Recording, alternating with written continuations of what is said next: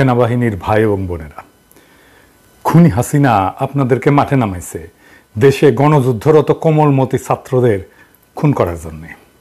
আপনারা বলবেন, না না, আমরা তো খুন করতেছি না। আসেন এটা আলাপটা শুনেন। আমাদের সামরিক বাহিনী জন্মগ্রহণ করছে 1971-এর মহান মুক্তিযুদ্ধের অগ্নিগর্ভে। আমাদের দেশপ্রেমিক সৈনিকদের প্রধানতম দায়িত্ব হচ্ছে বহিঃশক্তির আক্রমণ থেকে জীবন দেওয়া হইলেও দেশ এবং দেশের সকল নাগরিককে রক্ষা করা। মন দিয়ে শোনেন, আমরা দেশ পাওয়ার আগেই সেনাবাহিনী পাইছি। বাংলাদেশ সেনাবাহিনী জেনারেল ওসমানের সুযোগ্য নেতৃত্বে প্রথম তৈরি হয়েছে। আর আপনারাই মুক্তিযুদ্ধটা করছেন, তারপর দেশটা জয় কইরা আনা আমাদের হাতে দিচ্ছেন। শুধু তাই না, 1975-এ সিপাহী জনতা আবার হাত মিলাইছিল, আর একটা বিপ্লব করছিল বাংলাদেশের স্বাধীনতা সার্বভৌমত্ব রক্ষায়। এইটার সিগনিফিকেন্স কি জানেন? শুধু এটা সিগনিফিকেন্স, এটা ফলাফল কি, যেটা আর্মি একটা সময় পাইছে।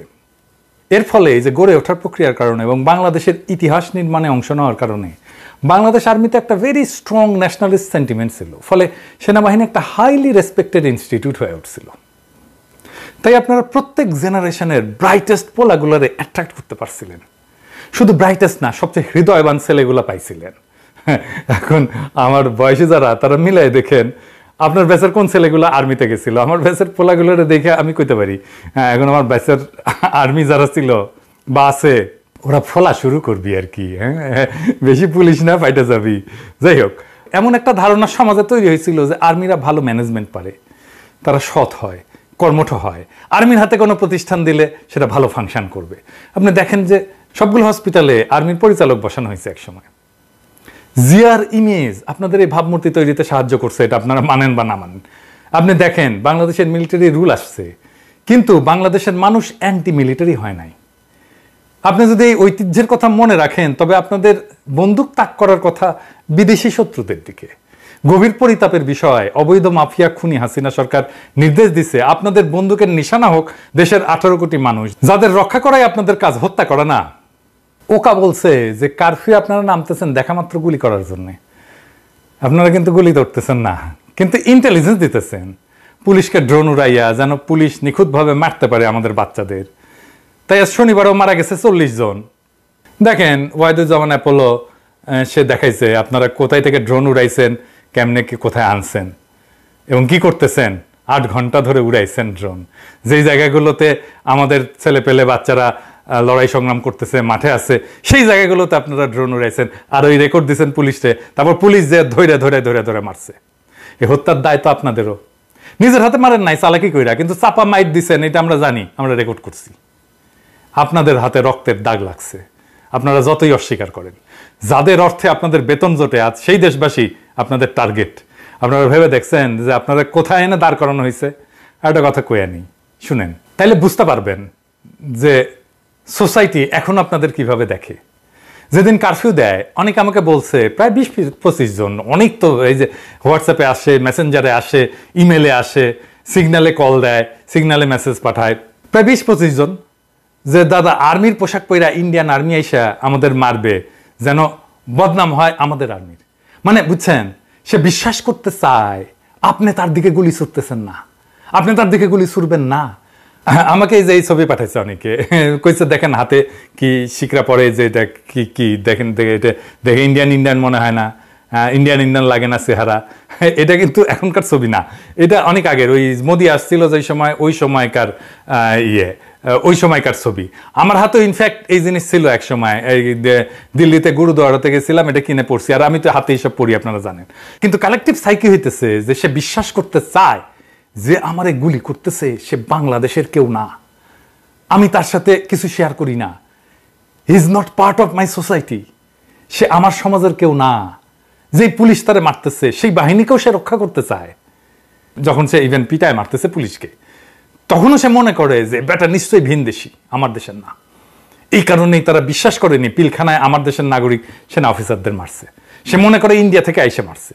একটা ডিপ কানেকশন সে ফিল করে এত কিছুর পরেও। কোনোদিন এটা ভাইবা দেখছেন? আপনারা ভাবেন না এগুলো।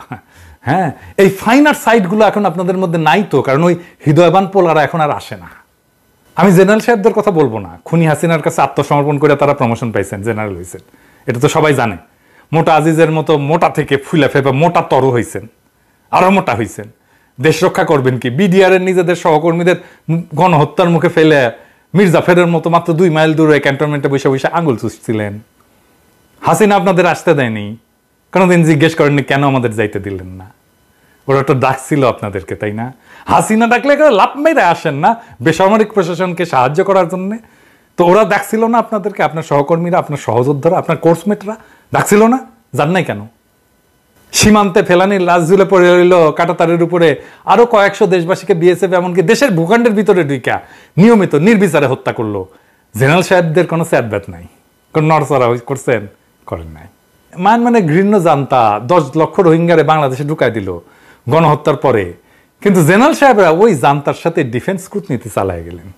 তাদের বিরুদ্ধে বন্দুক ধরার সাহস করলেন না, এমনকি টু শব্দ করার সাহস করলেন না। রাস্তা তৈরি করা প্রকল্পে বাংলাদেশ মিয়ানমার সীমান্তে আমাদের অর্থে রাস্তা তৈরি করা প্রকল্পের তদারকি করলেন ভারতীয় জেনারেলরা, এবং সেইটা করলেন ভারতীয় সমর কৌশলের পার্ট হিসাবে। আপনারা সার্কুলার দিলেন, এটা আপনারা ঘুমায় থাকলেন জেনারেল সাহেবরা, নানা রকম জাগতিক সুযোগ সুবিধা নিয়ে ব্যস্ত থাকলেন। একবারও কি ভাবছেন যে দেশের বাজেটের সিংহভাগ প্রতিরক্ষা খাতে বরাদ্দ দেওয়া হয় দেশের স্বার্থ রক্ষার উদ্দেশ্যে, ব্যক্তিগত স্বার্থ বা গোষ্ঠী স্বার্থ রক্ষা করার কাজে না তো?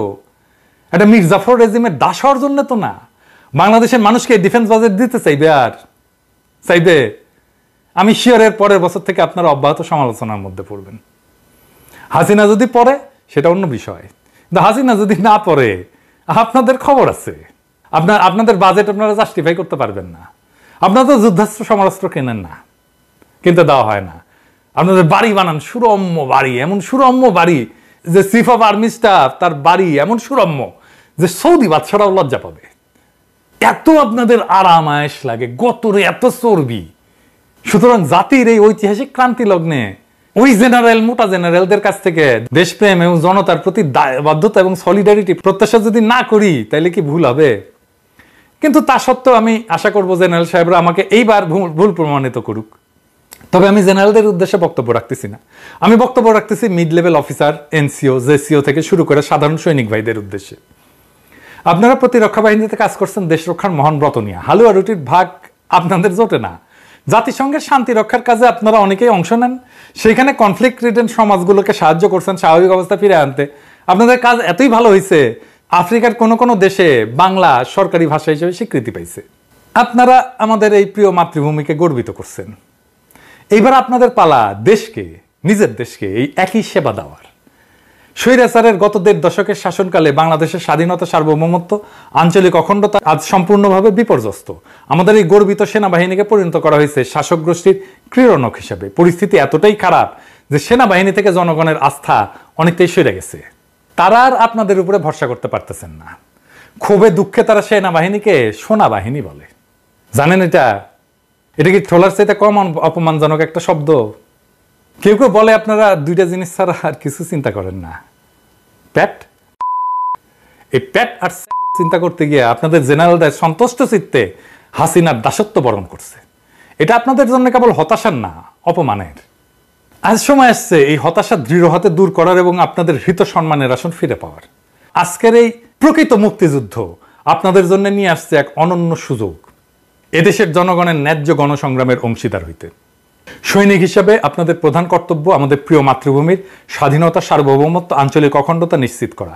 আজকের যুদ্ধে আপনাদের কাছে এক অভূতপূর্ব দুয়ার খুলে দিছে সাচ্চা দেশপ্রেমিক হিসাবে এই সুমহান কর্তব্য পালন করার।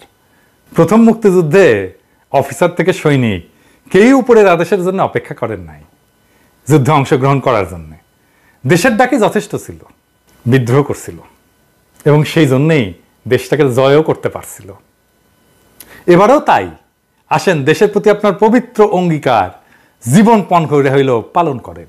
যে শপথটা নেন চাকরিতে ঢোকার সময়, নিজ নিজ ধর্মের গ্রন্থের উপরে হাত রেখা, সেই শপথের কথা চিন্তা করে দেখেন কার প্রতি আনুগত্য প্রকাশ করতে হবে, সরকার না রাষ্ট্র? রাষ্ট্র মানে জনগণ। সেই লক্ষ্যে জনগণের বিরুদ্ধে অবৈধ সরকারের সকল আদেশ নির্দেশ অবৈধ হিসেবে গণ্য করে তা পালন থেকে বিরত থাকেন এবং বাহিনীরকেও এমন নির্দেশ দিলে তাকে প্রতিহত করেন, যেমনটা করছিলেন প্রথম মুক্তিযুদ্ধের সৈনিকেরা। সকল ক্যান্টনমেন্ট থেকে বেড়ায় এসে জনগণের কাতারে, যেমনটা আপনারা পূর্বসূরীরা করছিলেন 75-এ, 7ই নভেম্বরে। এই অবৈধ সরকারের প্রতি প্রতিরক্ষা বাহিনীর সমর্থন প্রত্যাহার নিশ্চিত করার জন্য আপনাদের কমান্ডিং অফিসারদের উপর তীব্র চাপ প্রয়োগ করুন। যা সামরিক বাহিনী করছিল 1990 সালে এরশার বিরুদ্ধে আন্দোলনের শেষ পর্যায়ে, সেই জন্য আমরা বিজয়ী হয়েছিলাম। আমাদের এই প্রকৃত মুক্তিযুদ্ধ একটা ন্যায্য সংগ্রাম, একটা বৈধ সংগ্রাম, একটা নৈতিক সংগ্রাম। এই যুদ্ধে আমাদের বীর জাতি সফল হবেই ইনশাল্লাহ। আমাদের তরুণ সমাজের অভূতপূর্ব আত্মত্যাগ নিশ্চয়ই খোদা তাআলা বৃথা যেতে দেবেন না। প্রতিরক্ষা বাহিনীর ভাই বোনেরা, আসেন এই যুদ্ধে আপনাদের মহান ভূমিকা পালন করেন, এই যুদ্ধের পূর্ণ সাফল্য নিশ্চিত করেন, স্বাধীন সার্বভৌম বাংলাদেশের এই পবিত্র জমিন জালেমের কালো হাত থেকে মুক্ত করেন, আর আপনাদের হারানো গৌরব আর সম্মানের আসন ফিরা পান। আমরা কথা দিতেছি, সামরিক বাহিনীর সাথে একসাথে হাতে হাত মিলায় আমরা আগামীর বাংলাদেশ তৈরি করব।